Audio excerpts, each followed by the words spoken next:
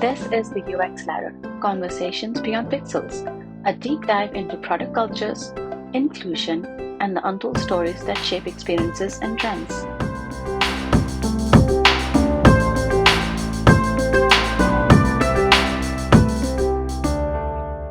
Hello, Jason.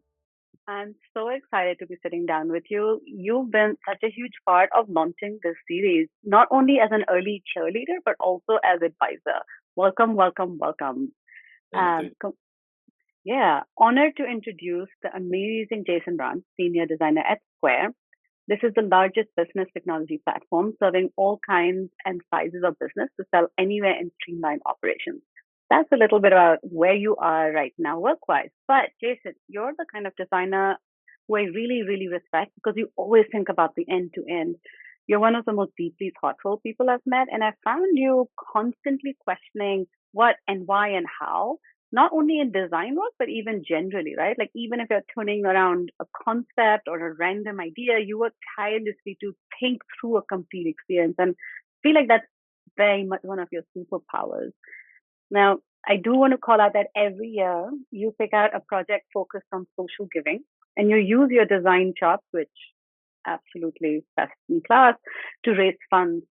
Last year, I remember you telling me about a huge success of a T-shirt project that even got the eye of the one and only Quinta Brunson. That was pretty fun.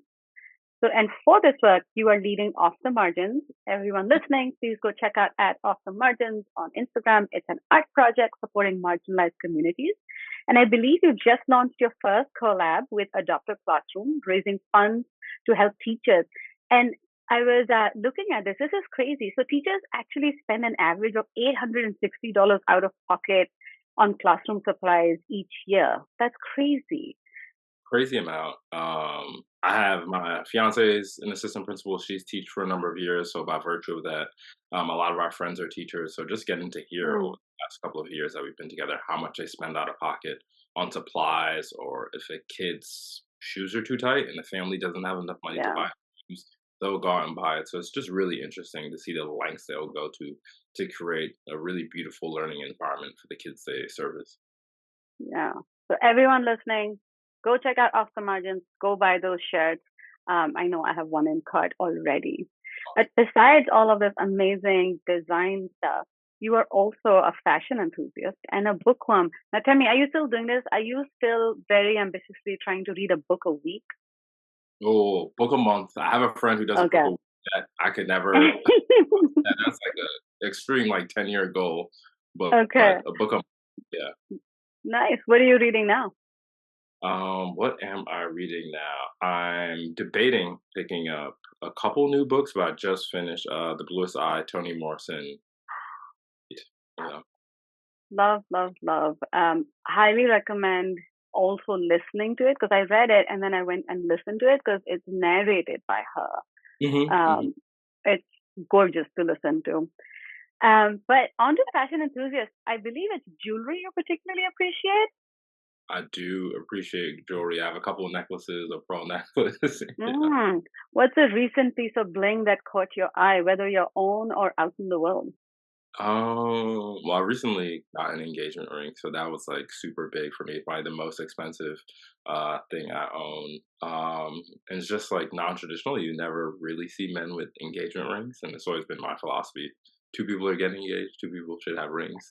So Yeah, that definitely, when I saw that online, it caught my eye. I was like, okay, this is exactly this style is what I want.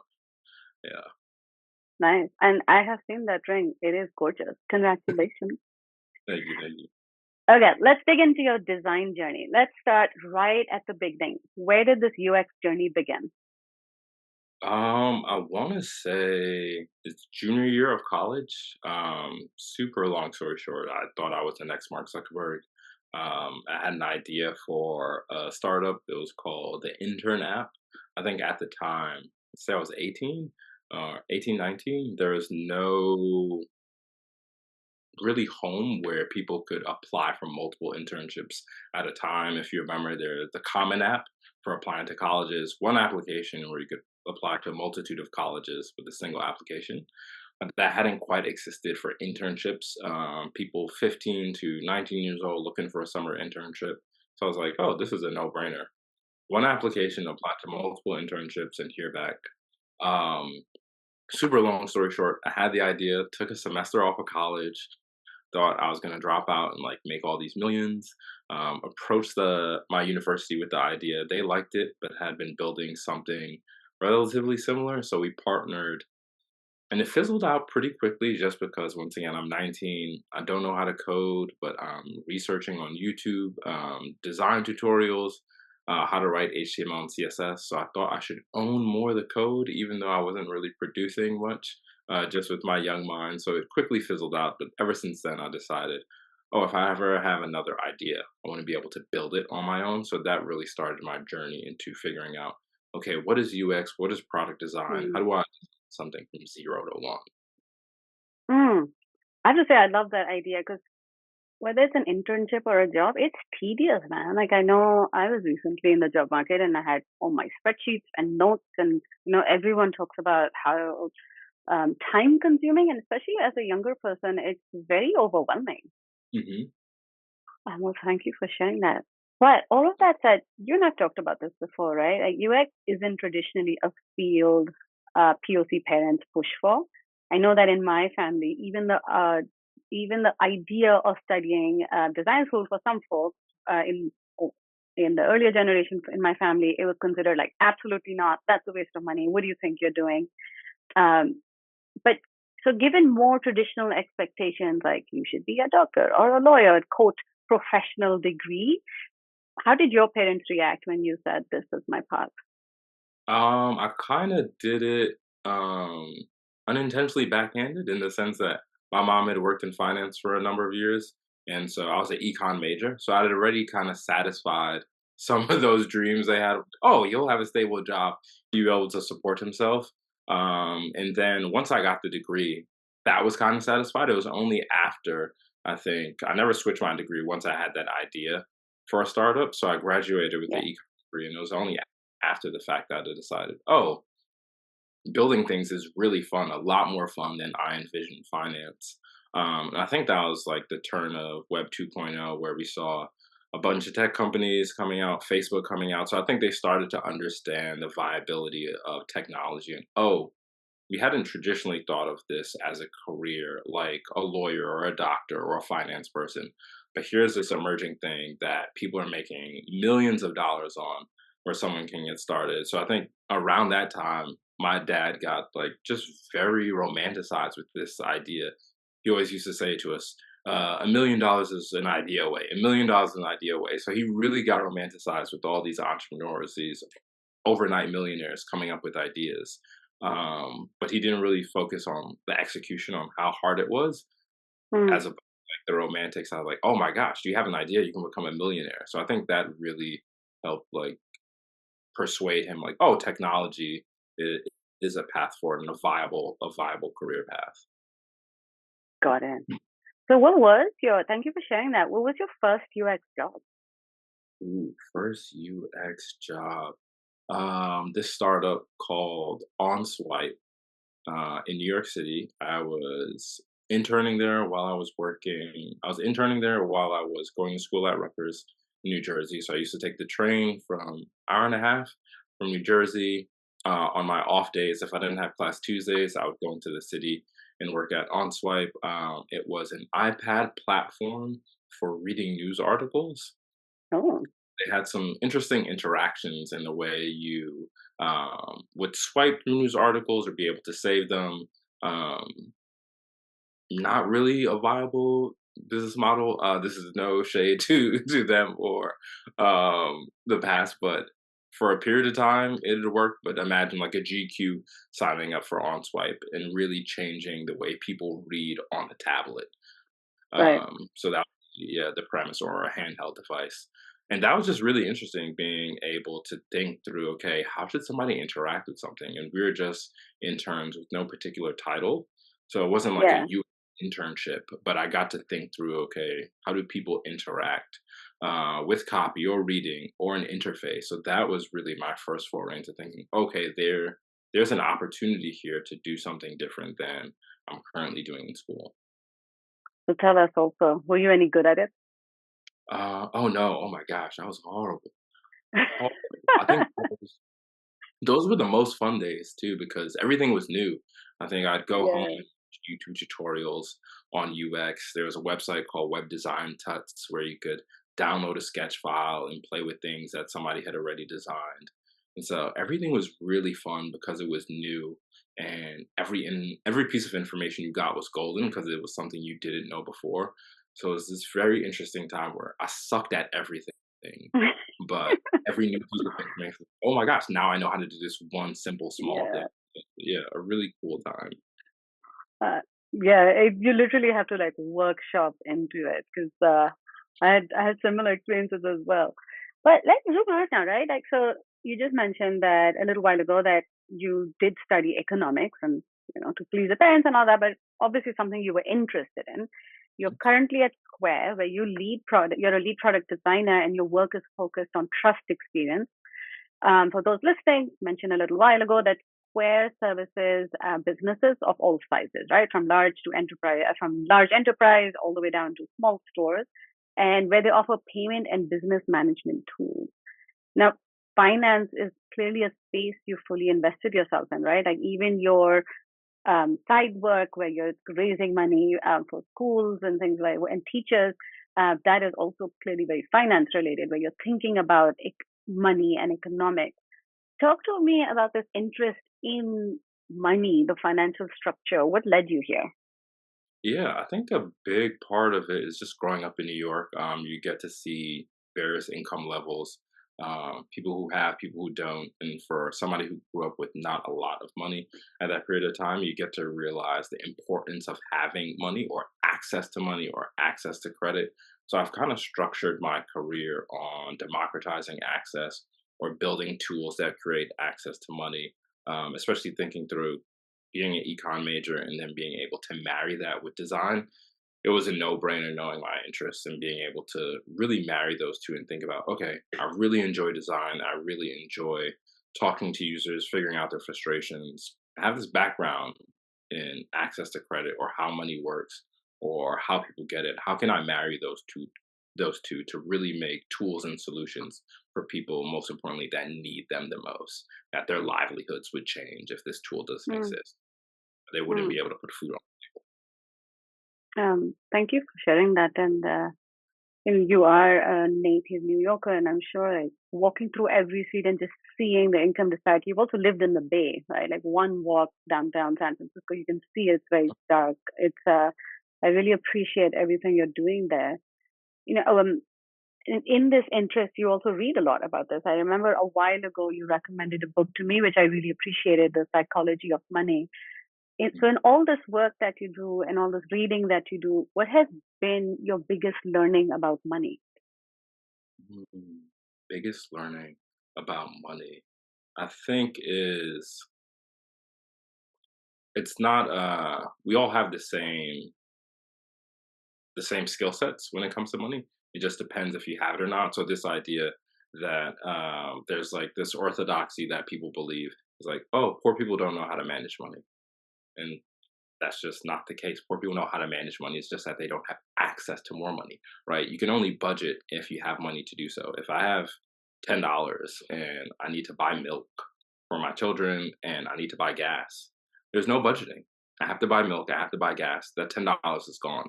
Versus a rich person can afford to budget because after that $10 is spent, there's still $90 to spend. So I think that's the one of the biggest things I've learned early on and really try to preach is this idea of budgeting and access management. And it's more so, do you have it to be able to do it versus do you not have it? If you don't have the money, you can't budget. Yeah. What about this? And I really appreciate you talking about that because you're right? Like if your day to day is more focused on survival, you're not going Mm. to be thinking about all of these other things. But that said, what are your thoughts about the education of money and like introducing people to financial concepts early? Like that doesn't happen in school, right? Like none of this education happens. And I'd love to know your view. Should schools, in your view, introduce more education about finance and financial management? Absolutely, absolutely. I think it was maybe a couple years ago. I messaged a teacher I had in high school. He was an accounting teacher, Mr. Maroon. I messaged him on LinkedIn. I was just like, "Thank you, like the foundation you created in that one class. It was boring at the time, but I still remember some of those principles. So I was just super appreciative of it. Now I remember having Mr. Maroon for an econ accounting class and Miss Caswick in high school for an economics class, and those were one of the big reasons why I chose economics as an undergrad degree. Just thinking through what I learned in those classes, they are the most fun classes, mind you, pretty dry topics, economics and accounting for me. They're the most different classes I had in high school and the most fun classes Yeah, because it was information that was totally new to me. And then thinking through, oh, I'm gonna be an adult one day. I want to have money. There are things I want to do. How do I get that money? How do I manage it once I have it? So I think those tools have led to the way I think about money today. Once again, the psychology of money and my attitude towards it. So schools, I think, should be doing a lot more than they currently are in terms of teaching kids about taxes, accounting, how to manage their money, how to grow their yeah, money once they get it. To me, it's yeah, rudimentary as sex ed. It's this thing we all have access to. We should be taught about it from young. yeah. Completely agree. Financial literacy is definitely a whole, right? Like you grow up under all these things, and you suddenly have a credit score, and you're like, what? What does that even mean? Um, I appreciate your thoughts over them. You're so right about how certain teachers, without realizing it, carve out a path for us, and they're the ones that stick with you for life. All right, so I'm going to zoom out a little bit. Again, thank you for that. Let's talk about work experiences. What is one thing that you've learned in your work environment in the last year that stands out to you? Whether that's design related, whether that's collaboration and team related, or whether that's money related. What's an experience in your work environment that's really stood with you, negative or positive? I'll leave that up to you. Yeah, I think a recent one, a positive one that I've noticed from one of my design leaders that I work with is just speaking different languages to different people. They had this idea recently that we're not doing as great as this X other competitor or company. And so they had this slide deck and they talked about positioning it to designers one way as a way to like really inspire and keep up morale, and then positioning it to product people. Same deck, uh, just a little bit of tweak language in a different way, thinking through, okay, this will really set the fire. This will really change the way we think about profitability, business metrics, so on and so forth. So really speaking to different people based on the way they hear things or what will inspire them. So I thought that was really, really interesting. We all have the same goals, but we all don't learn the same, or we're not all inspired the same, or we don't all respond the same way to the same thing. So really thinking through who you're talking to and how Yeah. to take that conversation for the best result to get everybody on the same page. So sort of the principle of meeting people where they are, Yeah. um, and not taking for granted that someone should just know something and that sort of thing. Let's go into that a little bit more. When you think about the principles that guide your work or the principles you've learned from other people, this being one of them, what is most important to you? Like what guides the day-to-day design work that you do? Um, it's funny. I always used to have the same answer for this, and I think as I've grown in my career, it's changed. It always used to be curiosity. Curiosity was the number one principle for design work. You have to be curious. You have to be able to ask questions, or no questions are dumb, or really have the courage to go out and ask a PM that you've never worked with before a question, or a data scientist. But the further I grow in my career, I think it's more so fostering curiosity. So imagine if we have a team of one designer, six engineers, and a PM. If one person is curious, that's great. One person asks all the questions. One person is pushing the buttons, they're pushing the envelopes. If that person is out on maternity leave, is nobody curious? So this idea of like really fostering Hmm. an environment where it's cool to be curious, it's cool to ask questions. People feel comfortable pushing back. Martin, why are we doing this? Or is there a better way to do this? Is this really a blocker? Thinking through engineering, is there a faster way to do this? can we save time on XYZ? So where it's comfortable where anyone can ask that question.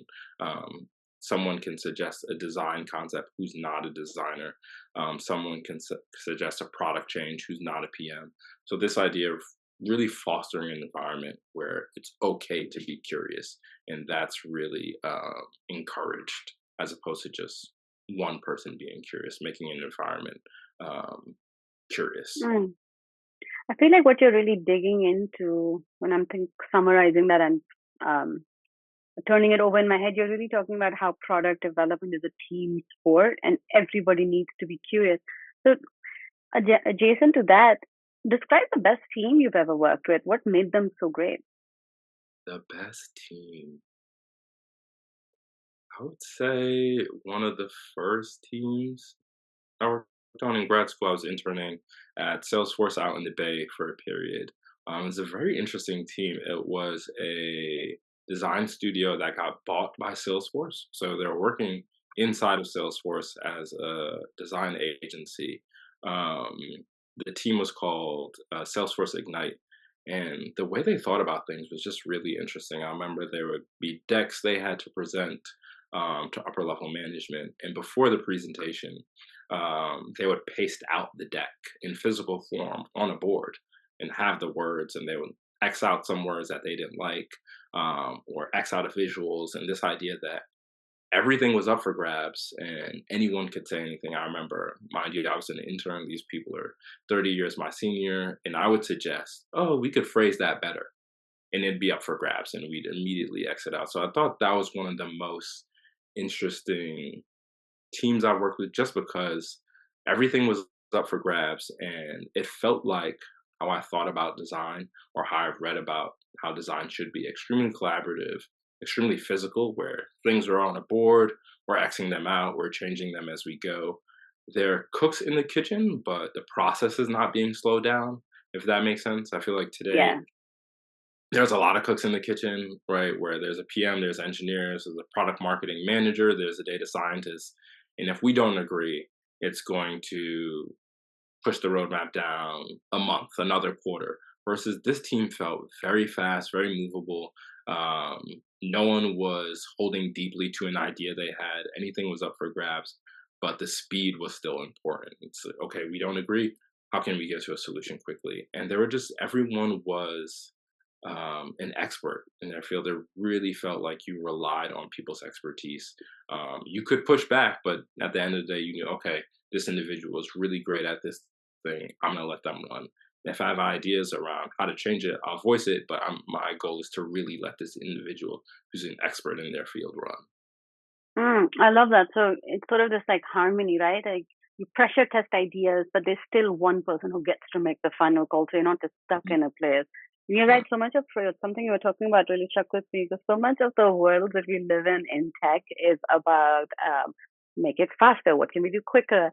And you're right. Like some speed is of the essence, right? Because for different reasons and different times. But at the end of the day, if that is we have to be quick, but I feel like that also brings energy into the room and keeps things moving. So I appreciate you teasing that apart.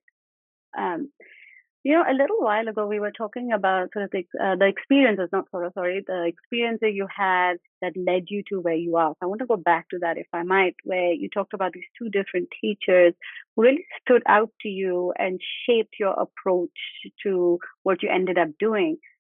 And I'd love to hear about other experiences that have honed these superpowers that you have now in the way you think and in the way you lead life and the way you think about what you want to do with your career.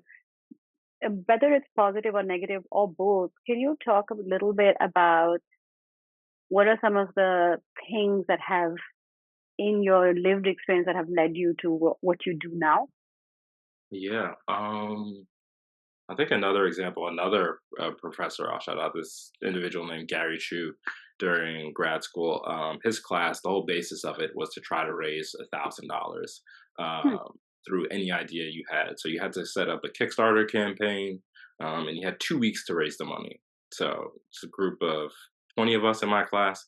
Each individual would set up a Kickstarter campaign for whatever you wanted and try to raise 1,000 in 2 weeks. And that was a really interesting um, way of working because he had this philosophy of working in public. So, as you set up the campaign, you're writing Medium articles. Here's my idea. Here's the campaign I'm going to run. Here's how much money I'm looking to do. And then, as you're creating the artifacts of whatever you're selling or the idea you have, you're constantly tweeting about it or writing Medium articles. This idea of really working in public as opposed to the way we traditionally think about design, where I'm in my room, I'm on Figma, and nobody knows until I'm done, until I post it or it's in production or it's live. And I think Mm, that really stuck with me, this idea of working in public, telling people about what you're working on as it's in progress, asking questions in public, and just this idea of not being afraid and making your community be collaborative in the building process. I think I still hold true to that, to the work I do with Off the Margins, asking people to donate or asking people what design you like. So really thinking through how you use the community around you and the people you know to better the process. And that comes back to, I think, a conversation we had offline around journey maps, right? This idea of like yeah. who's informing the thing you build. So I think it comes back to the community. How do you use the community around you to help inform the thing you build to make the best product? Yeah. Yeah. I'm marinating that. And I really like what you just said there because it really does, it's like constantly bringing it back and around, right? But let's pull that out more. When it comes to how you live your life and the work that you do, what about personal identity? I'm really interested to know if if so, and how, being a person of color and especially in tech and especially in our country, someone who's classified as a minority, how has this affected or had an effect on how you work and live life? Mm, I think the biggest thing, just naturally, is empathy, right? Being a person of color, there are certain things you're going to empathize with, whether it be a news article headline, something you see, an individual type of user your company may surface. Um, Thinking through just how you empathize with certain individuals or certain walks of life that another individual who you work with may not. So I think just a big part of it is instinctual empathy you may have, and that can bleed over into, for me, is bled over into, oh, let's talk about this user group more. Or this is a forgotten subset of people, of our customers. We should really think about designing for them because they have this specific part of their user journey that I know about because I'm a part of this community that we've overlooked. We haven't designed for it. It may not be profitable. It may take a while longer to do. It may increase the roadmap, but thinking through if we solve this particular problem, this can mean customers for life, so on and so forth. So just thinking through how I empathize with certain groups and then the willingness to learn about other groups. I think just being person of color, you have a different lived experience than others. So that Mm, offers you the ability to empathize with other groups who have similar, different lived experiences. And so I think when I hear something that's not particularly about my community, I'm just instinctually more interested because I know the difficulties of being a person of color. So that may lend to your interest. Like, oh, I didn't know about that. That's something I want to learn about. So really thinking through not only empathy within the community I'm in, but empathy for other communities, knowing that that lived experience can be difficult. I appreciate that. Is overload ever a problem for you when it comes to, because I know for me, I have a bleeding heart, like, and there's always all these things, especially in the way our world is going and the news this week and all of that. Does overload ever, cause a road bump for you or a speed bump? Absolutely. I think it's impossible to not feel overwhelmed or overloaded, especially in the world we live in today. Just giving the news, the crises abroad, things even in our own community. We talked about the Yeah, homelessness and stuff. You walk down the street. So I think it's impossible to not feel overwhelmed at some point or overloaded. I think that's a yeah, big point where it becomes like thinking through how do you step away, right? How do you get the energy, your own personal energy back? So that may mean stepping away from a computer or deleting Twitter for a while, not reading the news for a day or two or a couple hours or a week, really thinking through how you engage with the real world and this idea of like getting back to being human away from technology. I think we'll get into this later, I'm sure, but that's one of the things I'm excited about the most for the future of Mm, design and not design is like this idea, how do we get back to the humanness of it all? We're mm. talking on computers, we have phones we're always attached to. I'm excited about, okay, how do we get back to the humanness of it? Like picking up a phone and talking to someone as opposed to texting. Like what is getting back to being human mean as we get more and more into technology? Yeah, absolutely right. Because it's interesting. We have more and more ways to be connected, but every data point out there shows that we're less connected and people are feeling more and more isolated. It's fascinating that that is happening because, like, it's the world is a much smaller place than it used to be Mm. in that sense. But here we are feeling isolated and off on our islands and that sort of thing. Let's definitely circle back to this in a minute because I want to take this conversation of lived experiences and zoom out a little bit to the broader, not only just US, but the tech landscape. When you walk into a working environment, I'm not talking specifically about where you work, but any job you've had, whether it's school or whatever, and you see representation of race, of gender, of identity, of any of those things, what does it mean to you when you walk in and you see that a space is representative? Oh man, it means I got a little choked up as you asked the question, just because it means the world. I remember Wow. one of the only reasons, not the only reasons, but the big reason why I went to grad school, specifically SVA. I remember I went to an open house and there's an individual, black male individual named James Vanny, who I met, and this is the open house. It's 8 o'clock. I'm talking to him, deciding grad school's expensive. If I want to go, he was a senior in the program, and he's telling me if you want to be able to make decisions and you want to be on the cutting edge of technology and you want to be in the rooms where things are decided, more importantly, where the future is decided, this is the place to do it. These decisions will be made without us, without people that look like us.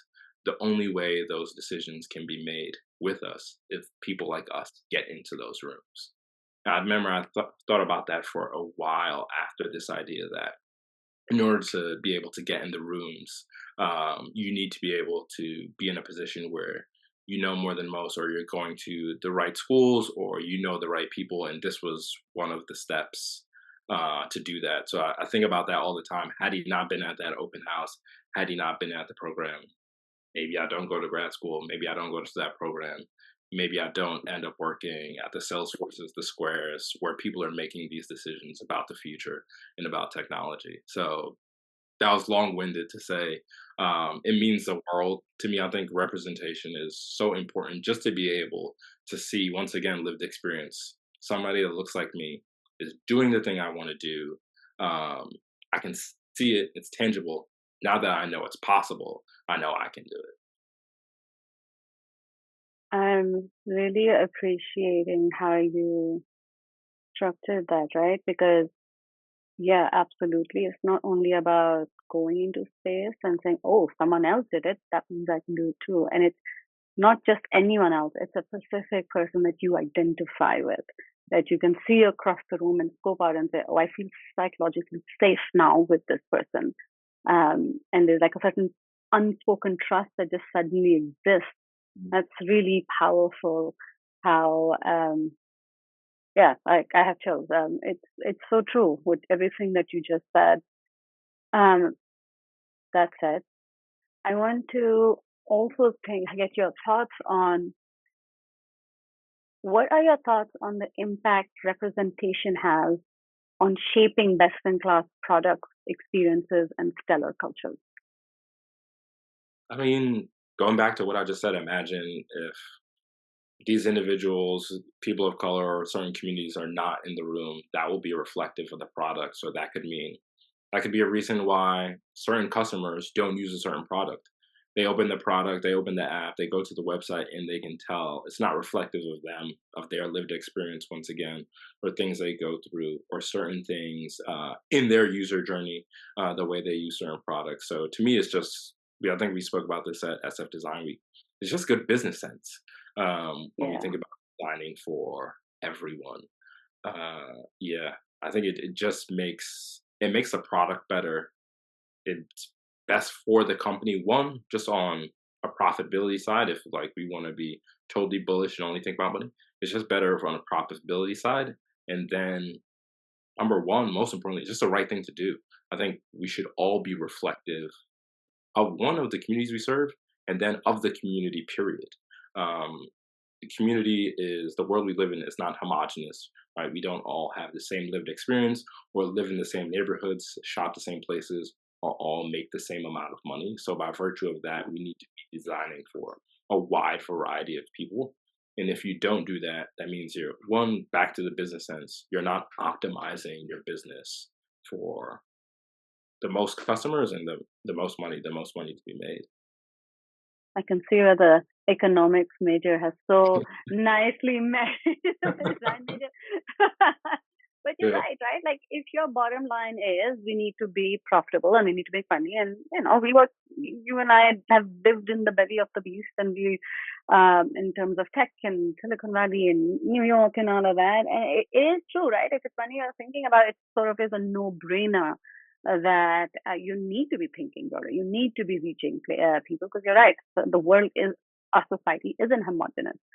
So let's shift to where the industry is headed in the spirit.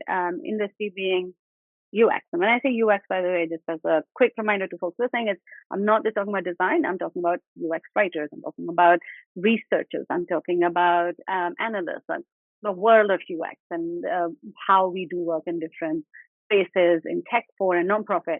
So, where, in your opinion, in terms of being truly diverse and inclusive, where are we right now?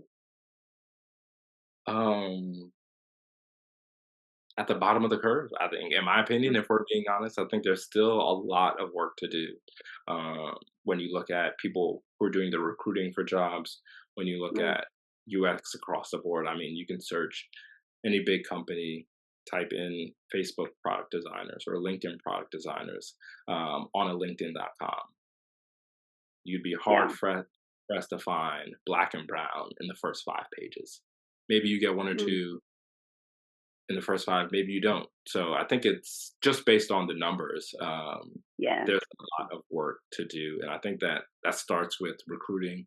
Where do we look? If there's obviously a big emphasis towards the bigger schools like a Stanford or, mind you, not just design specific, but engineering specific at Stanford or Harvard, wherever, we should have that same emphasis towards different types of schools or different backgrounds, right? I think Mm, we've had this orthodoxy that the best people come from these specific places, and we know that yeah. to be true anymore. So let's diversify where we look and how we look. I think it starts there in recruitment, and then company mandates. It has to come from the top. This idea, once again, serving communities and making sure the makeup of the company reflects those communities. I think it's just number one, the right thing to do outside of, I've talked a lot about money and profitability, but it's just the right human thing to do. Appreciate that. So, just to put a bow on that, start from just whether it's recruiting for schools or whether it's recruiting for different companies, start from recruitment, look more broadly, pay Mhm. attention to it, and just diversify your approach because it's just so needed, and we're not doing that enough. Mhm. Thank you for that. I'm going to steer us a little bit back to sort of your knowledge and that sort of thing. So now you obviously have deep knowledge in the financial space and have more than earned your space as a senior leader and advisor as well. And so pulling back in a complete different direction, I want to know what are you excited about design and tech right now? What else? I think back to the thing I mentioned before, the humanness. I think as we talk more and more about AI and what it can automate for us, what it can do, I'm super excited to see how designers, engineering, PM bring back the humanness to it. So, like this idea, um, earlier today, a friend texted me. They're having these issues with their roommates, and we're talking over text, like, right, completely dissociated. We're both looking at a screen. It's void of any emotion, tone, Mm, voice. And so I sent her an audio message saying, "Oh man, I want to hear about this," knowing that she would send me an audio message back. So this idea, 2 seconds before, right, we have something where I'm looking at a screen, I'm on a computer, I'm watching TV, I'm typing to her, void of emotion and tone. And now we're talking over audio message. I can hear her voice, I can hear how frustrated she is. So this idea of we're using technology, but we're getting back to the humanness of it. Not quite meeting in person, not quite talking on the phone, but this Yeah, idea of back to the base level of emotion, tone, voice.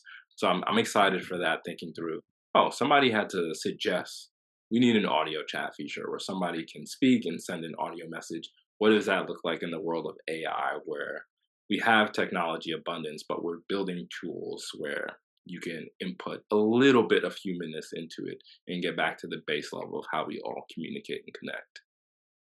definitely a trend to watch how tech is starting to take on a more human approach and go back to that. I love that. Let's talk about advice. What is the piece of advice that you feel is important to share with folks entering the field for the first time? I think I always tell people this is like my number one thing is just build all the things. If you have an idea, once again, like back to one of my professors, Gary, building in public, working in public, like make all the things and tell people you're making all the things. If you have an idea, try it out, test it out, make a prototype, tell people you made a prototype, get people to test your prototype, get people to push on your idea. Um, Design is one of those practices where you have to practice it. You can't Yeah, talk about it, you can't ruminate about it. You can write about it, but it's not the same. You have to get into Figma. You have to make a yeah, physical thing. You have to get it in front of someone. So I think that's my biggest advice is if you have an idea, make it, talk about it, get it in front of someone, get someone to say it's shitty, get someone to say it's make somebody frustrated. I think yeah, that's what it comes down to is design yeah, is a collaborative process and yeah, you're making art, you're making something for someone to solve a problem. So if you're not getting feedback, you're not doing yeah. much. Yeah, it's like that culture of critique that you're alluding to, right? Like you have to be okay with feedback, and you should. Like half of the process is going out and trying to get that feedback because it's such an iterative process. Like you might think of something I didn't think of, and I can sit here on my screen all day, but I might not be thinking of something that occurs to your eyes looking at it for the first time. Yeah, that's Yeah. definitely so important. Is there, in this spirit of advice for people entering the field, is there anything specific you would call out for underrepresented communities? Um, don't be afraid to reach out. I get so many messages on LinkedIn. I'm starting my UX career. Do you have 50 minutes? I'd love to chat about your experience, blah, blah, blah. I don't reply to, I want to say half, but the other half, sure, happy to talk here. Here's my phone number. Don't be afraid to reach out. People are more willing to talk than you would think. And the worst you get is no response. So I think learning as much about the industry as you can, poking people whose careers resemble something you want to do or an industry you want to work in, or they have a skill set you admire. The worst that can happen is Yeah, you get a response. The best is you get a mentor out of it. You get to talk to somebody you admire. You get to learn something that you didn't know before. I think in my career and professionally and in my personal life, I am the walking poster child of like cold emails work and cold phone calls work. Like just reach out. See 100%. what happens. Yeah, I think that's the thing I push the most is just reach out. Like you never know yeah, what will happen. Back to like you mentioned the off the margins. I just tagged Quinta Brunson.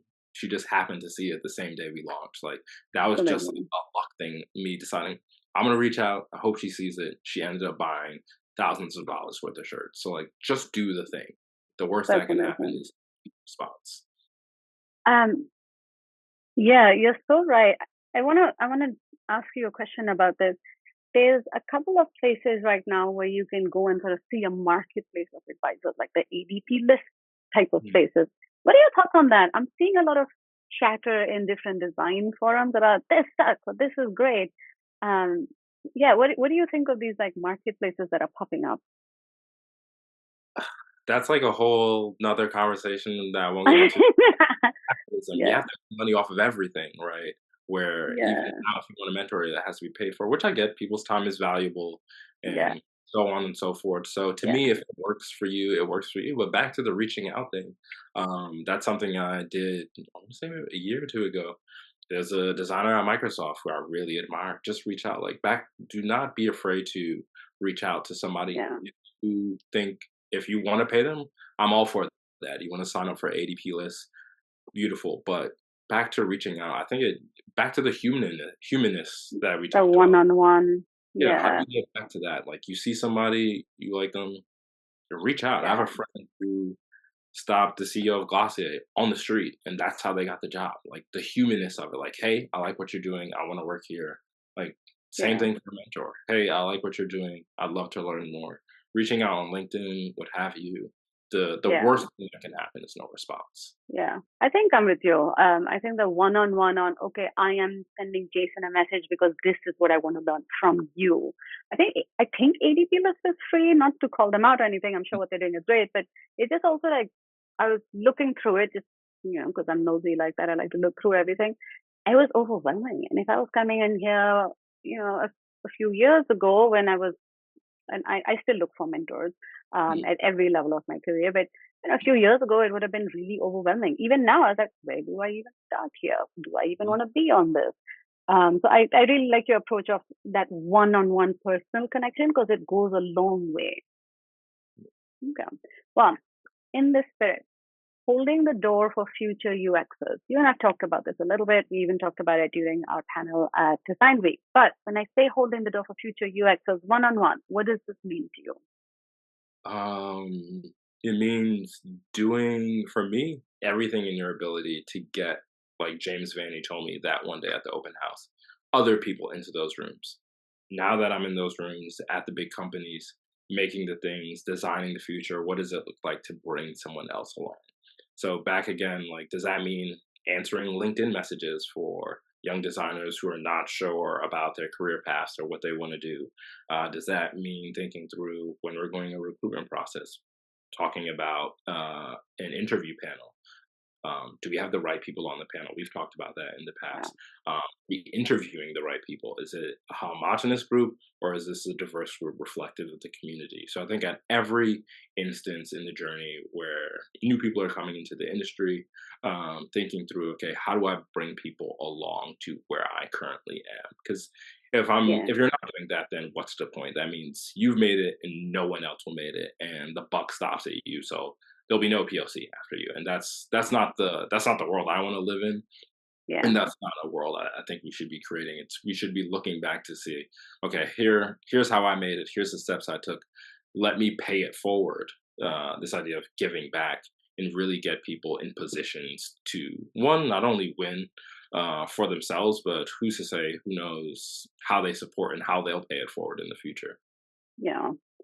I really, really appreciate and want to underscore how much you do to embody that in your personal life. And like it's day to day it's hard, right? Like I know you're currently moving, I know you're about to get married, you also have a full-time job, like you also have this whole other thing with the money that you raise and all of with off the margins and all of that.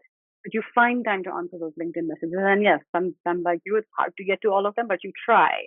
So just really want to give you a shout out for how much you try to embody that belief and that the spirit of that actually does continue. It's not just an idea, you're doing tangible things. So, all of that said, we're sort of getting to the end over here. Thank you, thank you, thank you.